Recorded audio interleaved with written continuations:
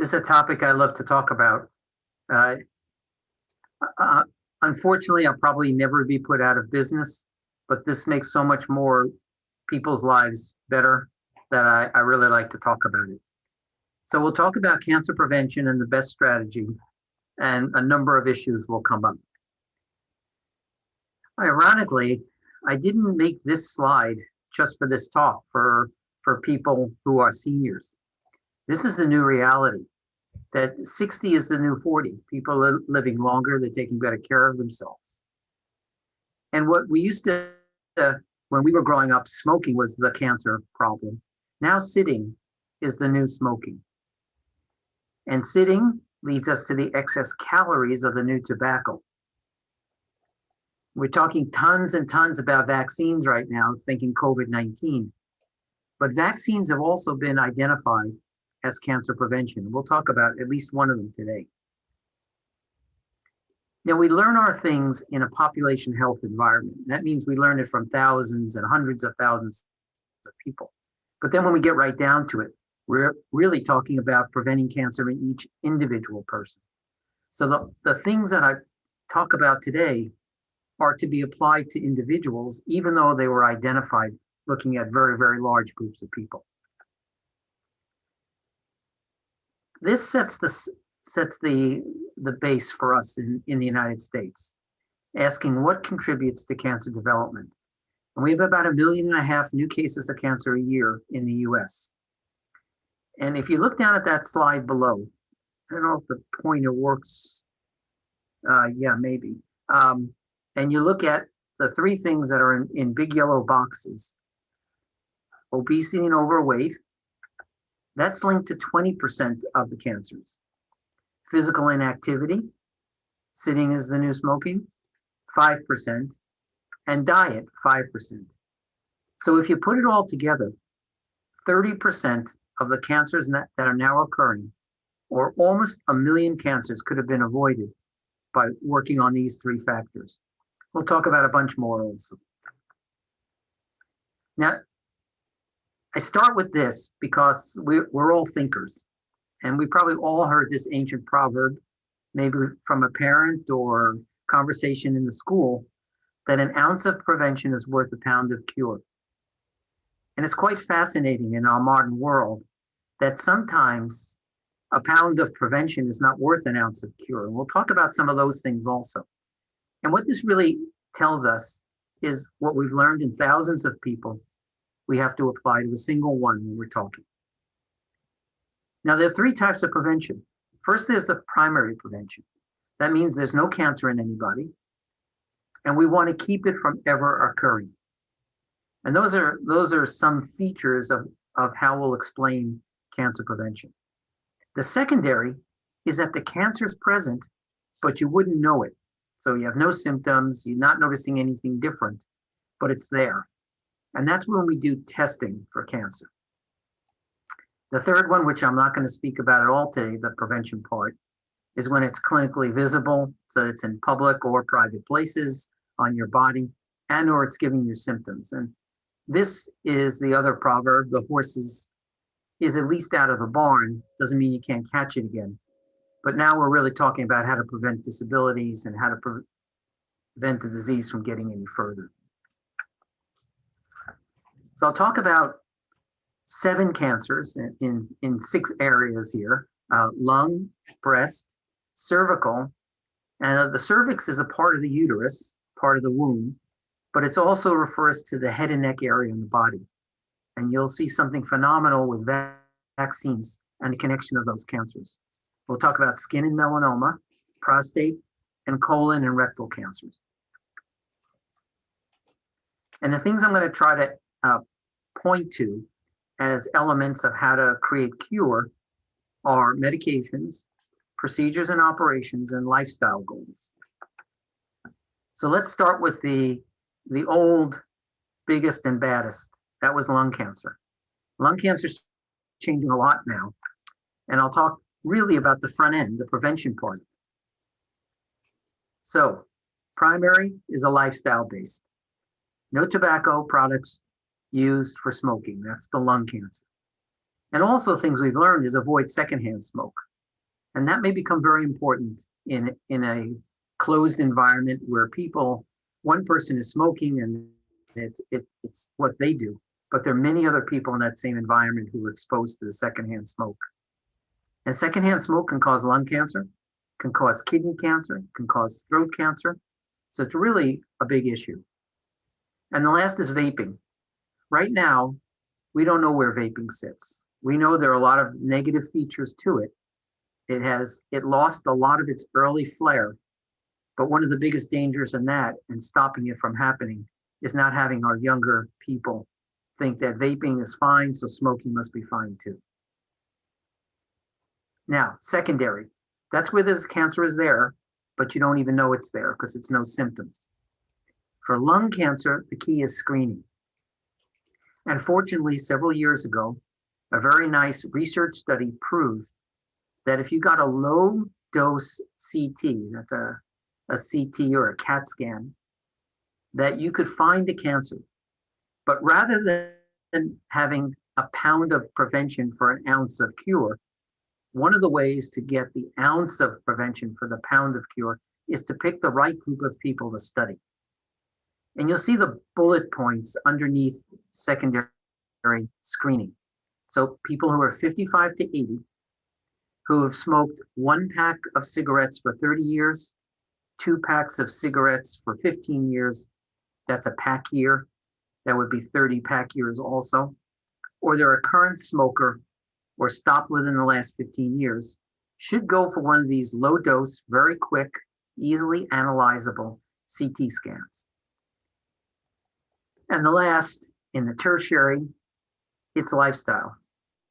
You need smoking cessation counseling to stop that. And you also need to get the people who are diagnosed to high quality care and get them there quickly. So get them to people who know how to deal with lung cancer and can jump right on it and use the most modern things. We'll move to another one of the big 4 cancers, breast cancer. And breast cancer has primary and secondary prevention. The drugs are primary prevention. And what the key features of that is, first of all, to reduce the use of hormones. That's birth control pills, but in our population, a senior population, the menopausal hormones that are given for extended period of time. And there's often a way to manage the symptoms of the menopause without excessive or prolonged use of the hormones. And the second has a lot of big words in it that under drugs. The use of selective estrogen receptor modulators, which was originally a breast cancer drug, of anti-osteoporosis drug, that's raloxifene, and aromatase inhibitors. I'll talk a little bit more about the study that was done in just a minute, but let me go to lifestyle. So wellness programs that give you exercise and weight management are absolutely critical in the prevention of breast cancer. And also that attention to self. Pick a day of the year.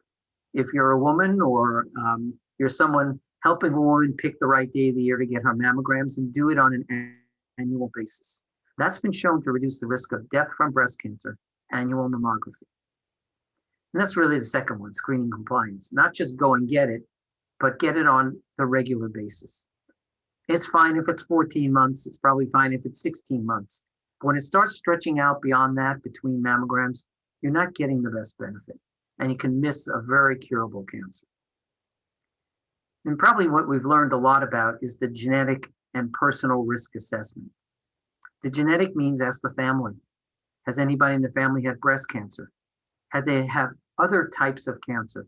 And when you go in and talk to your doctor on a yearly basis or for your regular checkups, tell them what you know about your family. We were sitting away from doing much testing 10 years ago. Now we're much, much more likely to test a person with breast cancer or with a high family risk of breast cancer for these genetic abnormalities. And what that might lead to is the last part of secondary prevention. So a woman who has a high risk of getting breast cancer through one of the most commonly known genes, they called BRCA1 and BRCA2. And you may think that BR stands for breast and CA stands for cancer, but actually stands for Berkeley, California, where a brilliant scientist named Dr. King first identified this.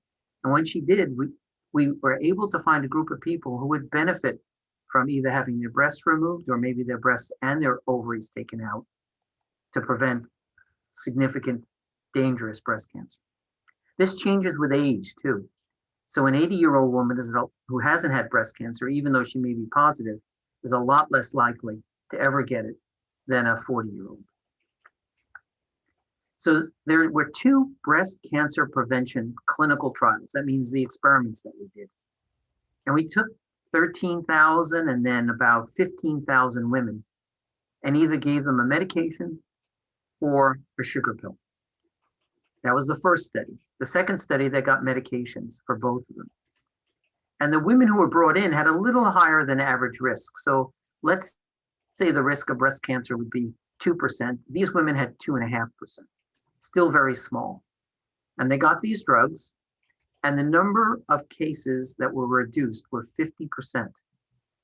Now, they're not without their side effects, and I'm not preaching that every woman should get it, but I am saying that it's a very valuable thing to ask your doctor about at a yearly visit. Okay, this is a push it out to all of us, parents and grandparents. Please consider the kids, and you'll see in that picture some grandparents, some grandchildren, and a child. So you know I'm deeply invested into this. And for this one, probably the best to look at, particularly for the kids and the grandkids, is what I talked about at the beginning, cervical cancer, which can either be a cancer of part of the womb or a cancer in the throat, the tongue, the oral cavity, right on down to the larynx. And this was all learned through learning about the human papilloma virus. There are a number of different varieties of the human papilloma virus, and I think we're all much more virus experts than we were, unfortunately, a year ago. But this virus, and I put the one there, you see right in the middle of the blue screen, it says HPV-16. That's the most common. And that virus gets into the cells of the host, that's us, and gets into our DNA. And when it gets into our DNA, it changes the way our DNA will grow and our cells grow, and it causes that cell to become cancerous. Now, what's really fascinating about this particular virus is where it causes cancers. And we'll start at the top with the cervical cancer, and this is the one in the womb. So the bottom of the womb is the cervix. And if you look at those numbers, there are about 11,000 cancers that occur based on this virus. 90% of them, of those cancers in that area of the body, are related to the virus. And what's even more important, you might say, is that 200,000 pre-malignancies. So there's a change in the cervix, and now we have to follow it. There's a change in the cervix, and now we have to remove it. There's a change in the cervix, and now we have to prepare different treatments for it. So with 11,000 cancers, there are also 200,000 people, women, who are affected by this and need care. And I listed in the next 4 points the other cancers that are clearly related to the HPV virus. Now, we knew this as things were coming up, but the next critical thing that we found, or didn't find, I would say science developed, right? We watched vaccine development in the last 6 months. This was vaccine development in response to a different virus, the HPV virus. And if you see the top line there, it says Gardasil 9. The reason it says 9 is because 9 variations of the HPV virus are blocked with vaccination using that particular drug, Gardasil 9. It's 100% effective if it's given before any changes are identified. And that's identified in the cervix in the oral cavity, in the throat, in the mouth. And initially, this came out as a disease, the cervix, that was passed on through sexual contact. So what the people who were developing this put out was that the best time to vaccinate was prior to a sexual debut. It's always struck me as sort of a funny way to say it, but it's a kind way to pass the information along that before sexual activity begins, that's the time to get that first vaccination. And so it's okay to start the vaccination for 9-year-olds. And that's with a goal of having all the cycles delivered. It's not just one shot, it's multiple by age 12. And that fits in so well to what we know is the onset of sexual activity in our country. And it comes at a time when you don't have to talk about this as a sexual virus or a sexual vaccine. You can talk about it as a prevention of cancer. And it's been proven in some very nice studies using good sociologic evaluations that it's easier to have the conversation about getting the shots with the 9-year-old than it is with the 13-year-old because the obvious questions that are associated with it. Okay, I'll skip to something that's a little bit more mundane, at least in the skin cancers. And we'll talk about melanoma too, which is a very unique cancer, more common with us in the southwestern area of the United States. So first of all, skin cancer is frequent, almost in an overlooked way. Look at the first line of information there. Basal cell and squamous cell cancers make up 3.5 million per year. It's the most common cancer, but because it's so treatable and so identifiable and curable, it tends to take a second seat. Now that's okay, but it can only take a second seat if we continue to be careful about it. Melanoma, there are about 100,000 new cases a year. And melanoma has been another one of the areas of cancer treatment that has undergone tremendous advances, both in the way it gets treated, the way it can be observed, and also the drugs that can be used to hold it in control. I'm sure we all remember when Jimmy Carter had multiple brain metastases from melanoma. He got treatment and he was still making speeches 6-12 months after. Really, really valuable addition there. Now, just in general for skin cancer, the risk factors are fair skin, where the fair skin is very sensitive to ultraviolet radiation. That's UVR. And that's what comes out of the sky, right? We don't go to tanning salons anymore. So this is up there and we have to protect ourselves. And the nice part about it is it's logical because the danger of the UV radiation that we get is based on the amount and the intensity. So the really hot sun in the middle of the day for 2 hours is so much phenomenally worse than being outside in the backyard in the shade in the late afternoon. So we have a lot of control, and everybody likes control to make their outcomes better. There are certain disparities impact also, and that's something we're seeing now. So in people who have dark skin, they think they're not going to get melanoma or they might not see it. And this is much more for melanoma. So it's important for them to be aware that if something looks abnormal, and maybe the easiest way to say is if anything bleeds, you need to take it to your doctor and show it to them.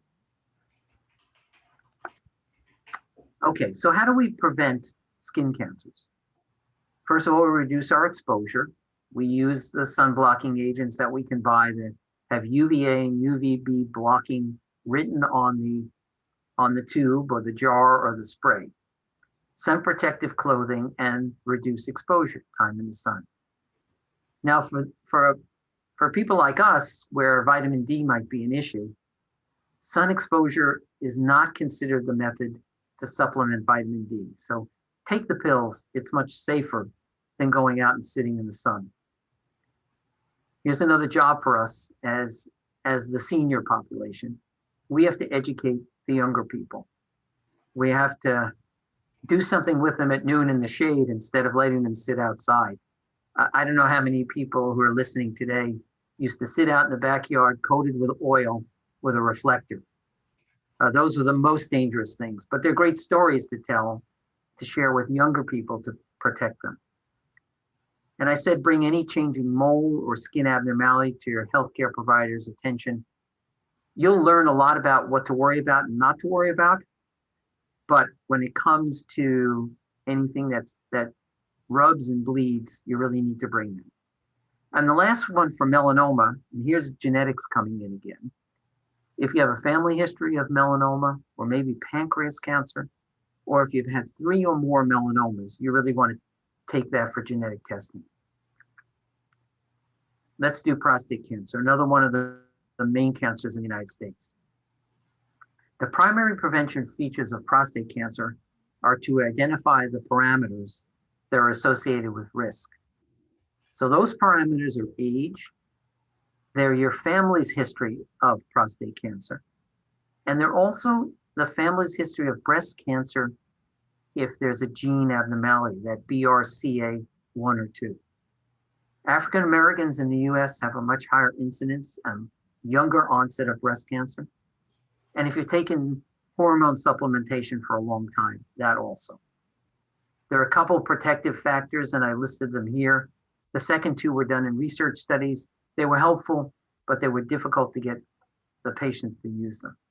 And the no effect down below, multivitamins, diet as per the diet, but not necessarily the calories. We'll talk about that in just a minute. And I love this picture. It's a lava pit from Hawaii, because the screening for prostate cancer, meaning looking for it in ACE with no symptoms, has become very controversial. And I'll try to explain why.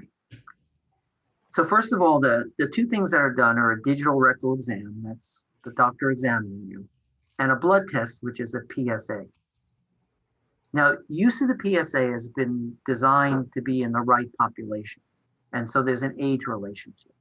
Between 40 and 54, only if you have some higher risk, which I mentioned on the previous slide. 55 to 69, that's only somebody who's going to go on to have treatment. And you probably ought to do that every couple of years. If it's done yearly, that's okay, but there is the knowledge that something needs to be done if something's found. And for men more than 70 years old, if you know you're not going to live 10 to 15 years, and you know that you wouldn't want one of the treatments, probably it shouldn't be done. But that decision shouldn't be made until you've had an extended discussion with either your doctor or an expert in prostate cancer. And why is it tremendously controversial? Because most of the treatment has no impact on the survival. It may improve the presence of the disease or the complications of it, but not necessarily on being cured. And the side effects of the treatment are real. It's the impact on the quality of life, the ability to urinate in frequency, leakage, erectile dysfunction, and the sexuality components. So really, when you're getting ready to start this, a risk-benefit discussion is essential. And the last part is active surveillance. There are ways just to watch prostate cancer, and that should be part of the discussion. Our next is colorectal cancer, so colon of the rectum. And the lifestyle items are stop smoking,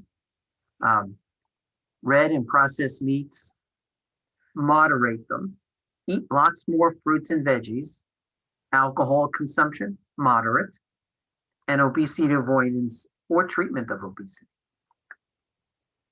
The secondary prevention, so that means keeping the cancer from occurring, are aspirin, 81 milligrams, so low dose. And many, many people are already doing that.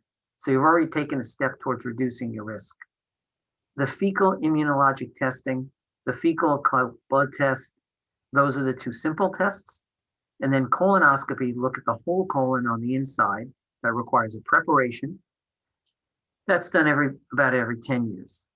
The sigmoidoscopy goes only about 1/3 of the way, so it's not quite as accurate, and it doesn't look for cancers on the right side or the top of the colon, and might be valuable for some people, but I would say it's not the not the diagnostic test of choice. The others above are much better. Okay, I thought I'd do a couple things on the big picture from the big island of Hawaii. And the first is, how does obesity? So this is not being a little overweight. This is actually carrying a significant amount of body mass index, BMI, and your doctor can tell you that exactly, and where you sit. But when we start to exceed a little bit of extra weight and we move into the obesity category, the cancers that are increased by obesity are prostate, breast, colon, endometrial, that's the lining of the uterus. So we talked about cervical, that's the cap on the uterus. Endometrial is the inside lining. The esophagus, the liver, and the thyroid. And it's also quite logical why this happens. It changes the body's hormone environment. It changes the amount of insulin, type 2 diabetes. It can cause direct damage. The fat that builds up in the liver causes liver cancers. And liver cancers are becoming much more common in the United States than they ever were. And this is one of the features. We've taken care of hepatitis B, we're taking care of hepatitis C, but fatty livers are causing cancers. Overall, obesity dampens the immunologic surveillance, what you do yourself, your body's self-surveillance of its organs. And lastly, and you can imagine, being obese will cut down the validity of a test, of going for a test, of the drugs that are given and are the right amount given, and the things that go along with obesity, the comorbidities we call those, damage to the heart, the lungs, the kidneys, and just diabetes in general, all impact on the ability to deliver the standard, well-known, proven treatments for cancer. So I'll throw in exercise as prevention. And this is, you probably remember from the very beginning of the slides, me mentioning this. And what I found was this study in one of the journals that we find to be so valuable in giving us information. And what they did, a group of scientists took many, many people that were clustered and studied around the world, and they found 800,000 people. And they looked at how much exercise they did. And for us just to think about it, exercise that creates a sweat is moderate to vigorous intensity. And they broke it down by how much time people spent doing these things. And it took about 7 to 15 hours of exercise per week. Now, that doesn't mean you have to run 10 miles. It's fine to sweat while you're walking one. It's more the level of intensity than the mileage, if you will. And they found that having just this level, so it's an hour, let's say an hour a day of sweaty exercise, will have a positive impact on reducing the new cancers for breast, colon, endometrial, uterus lining, kidney, esophagus, the head and neck area, and the liver. And you probably look at that and you get a feel for the other things that we've talked about, how so much of this integrates, right? If you don't smoke and you can breathe better, you're more likely to do your exercise. If your weight is less and you don't have fat in your liver and you exercise more, you're really pushing to reduce your cancers in many different environments. So with that, I think I'll give a summary of what I put out here, that cancer prevention is the classic pay forward. You reduce your risks, you do your screening, you change your lifestyle, and you will have less. There's no perfect prevention, so you can't do something and be absolutely certain, but some things are easy to do. They're combined with benefits in other areas. And that's why the biggest opportunity for impact is on things that occur frequently. So we eat 3 times a day. We walk and we exercise, and that's another thing that we can do, and we can have an impact that way. Find out your risk and use that as a tool, and this is a cute way of saying things, to invigorate your focus on a specific preventive plan. So if you're overweight, use that. If you have a history in the family of breast cancer, use that, but use something that makes it worth it for you. Because if it's worth it for you, you'll put the time and effort. The last bullet is the bullet. Eat well, exercise, and create a lifestyle that creates these primary and secondary preventions. And I'll say thank you. And here's another one of those pictures that tells you how to achieve your goals and who you're achieving them for. Thank you very much.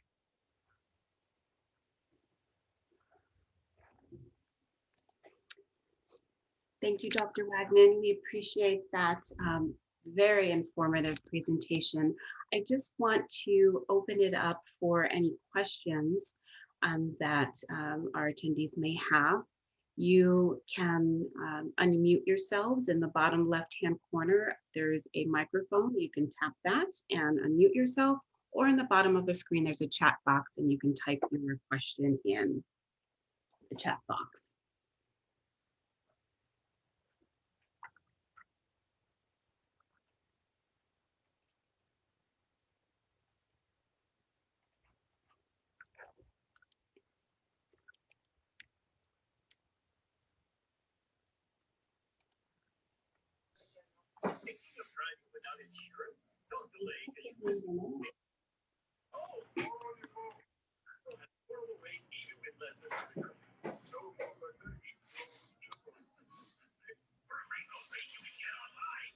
Hello. Hello? Yes, hello. Yes, you have a question? Yes, I do. Okay. Hello, doctor. Hello. Hi. I'm wondering if your mother had breast cancer, your mother had colon cancer, and your mother had brain cancer. Is there a 50% chance that you might get one of them? So it depends on when your mother had those cancers, and it At the age of 50.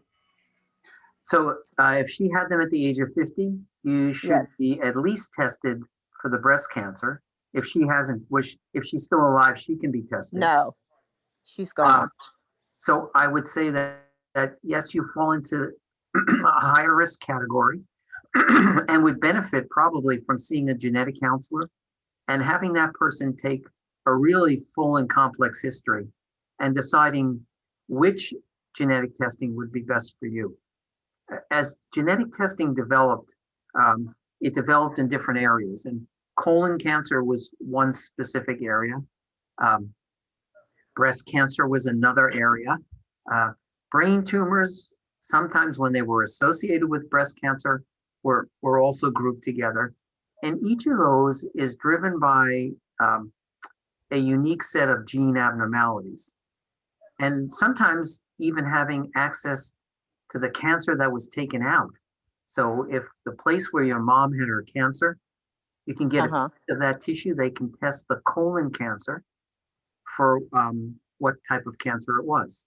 And sometimes through that, we can find out if it's a gene-related cancer or just the bad luck-related cancer, which we call sporadic, not genetic-based.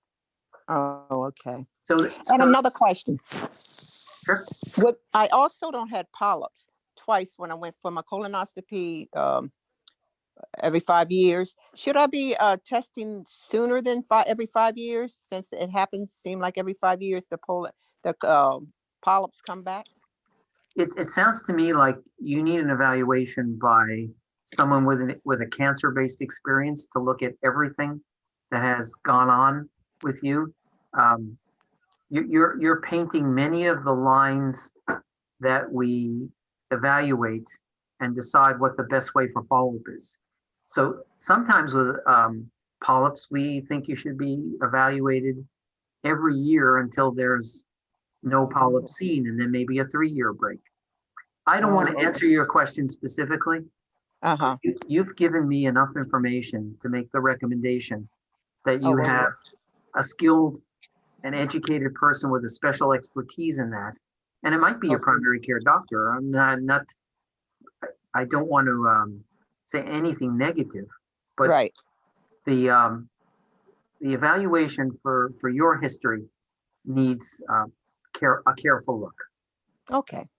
All right. Thank you so much. Sure. Thank you, Doctor. It looks like we have a few more questions. I'm just going to read one from Joseph Holguin. He says, I used to go to the gym 6 days a week with weights, swimming, treadmill, but now gyms are closed. I tried to walk around for several blocks, but didn't sweat. And now total lockdown with not leaving the house. What can I do? I'm getting more tired, surprisingly, because I'm not doing much. Yeah, it's amazing the absence of access to a gym, how much that has impacted the exercise. And I think that's across the board. I would say you should find for yourself ways of getting that hour a day exercise.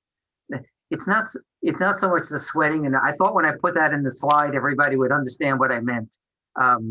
It's either you're sweating or you feel like you're working at it, and you describe a tiredness. So the tiredness may be because you weren't exercising as heavily, and now you need to regain that.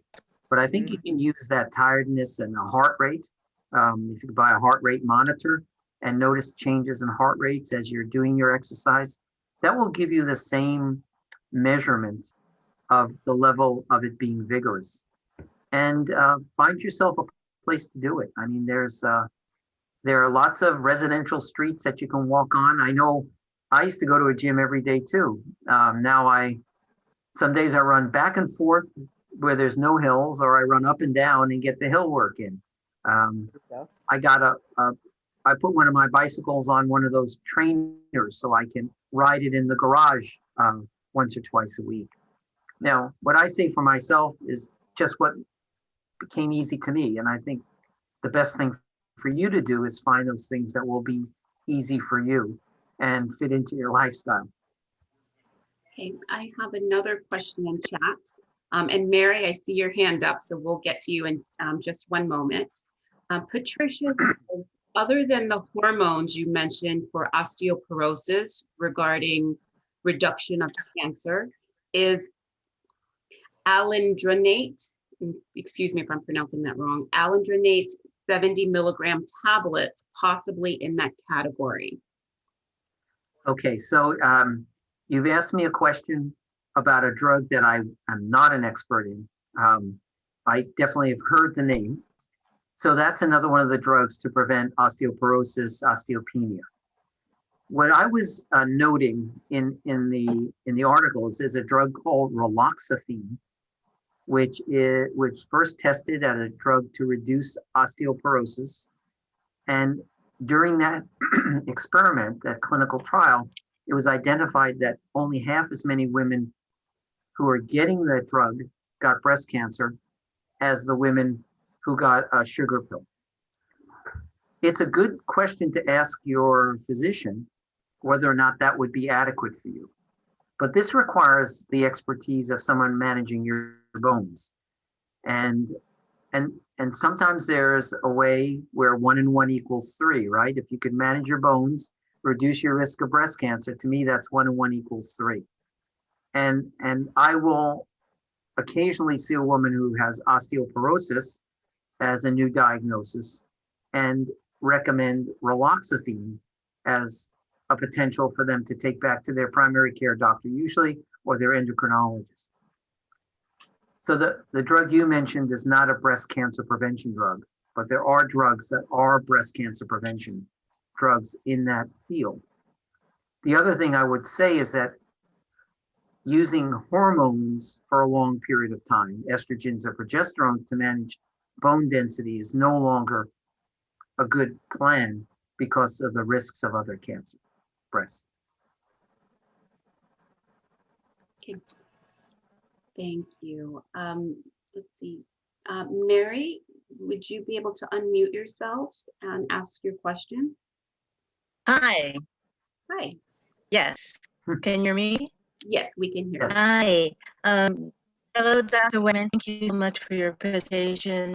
I'm really curious as to how the environment affects the diagnosis of cancer or the prevalence of cancer, especially for those family communities who don't have a history of cancer, but now because of their environment, such as Cancer Alley. It's really what I'm asking about. Can you share your perspective on that? You know, you had a little bit of reverberation there. Can you ask me the very end, particularly with what was your question? Did you say What's your perspective on the impact of the environment?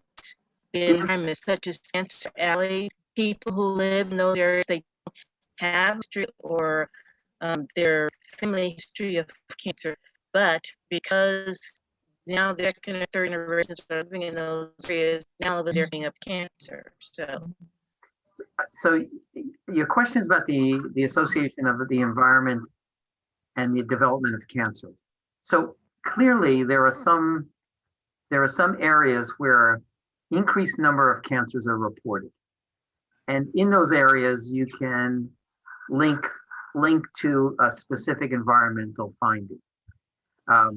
Radon, that's one that has been identified in homes, which can be tested for. But there are also things that we've seen, and I know I've observed, where there's a perception that it's the environment that's causing the cancer, but it's actually the people who live there. So if you have a higher risk of cancer in women who are prescribed hormone replacement therapy at the time of their menopause, and that's also associated with a socioeconomic component, you may find a lot of breast cancers in a certain location. If there's a part of town or there's a group of people who have not given up smoking, you will find that there's a lot more lung cancers, and you'll find that there are more secondhand smoke cancers there. It's the environment, but it's not the outdoors, if you will. Now, certainly along the course of time, we've identified many key areas that had a feature that caused cancer. And that usually gets cleaned up though.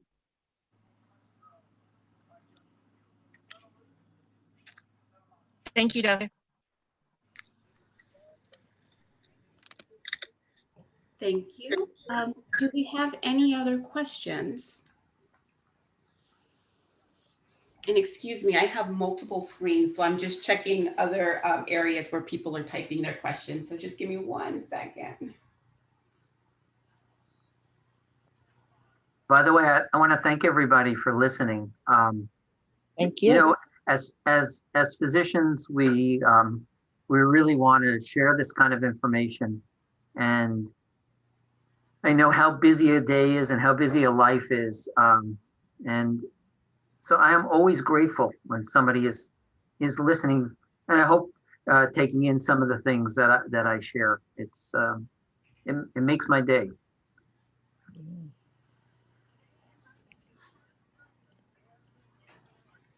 Any other questions? Thank you. Okay, Patricia said thank you for that, for answering her question. Sure.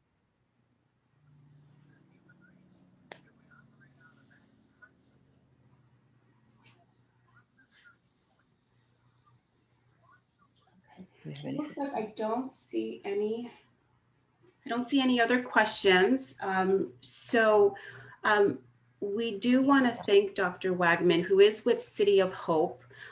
City of Hope has a virtual booth, and I believe if you were interested, and I don't know what your setup is, Dr. Wagman, but I'm sure your information could be posted in the City of Hope virtual booth if you guys were interested in reaching him, directly or as a physician. So, and the things that we've spoken about, like the genetics and those kind of questions, that's one of City of Hope's expertise that they've been bringing to the community for many, many years. So cancer prevention. And we have 31 sites for City of Hope spread all over the inland, the Los Angeles area. So for people who might be close by, there's probably a place close to home where you could get our advice. Definitely. Okay. Well, if there's no other questions, then we want to thank Dr. Wagman for his time. And we do have another session coming up on cardiovascular health. So we hope that you'll join us at that time.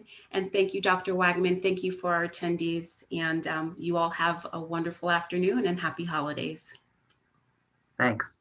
Bye-bye. Bye. Bye-bye.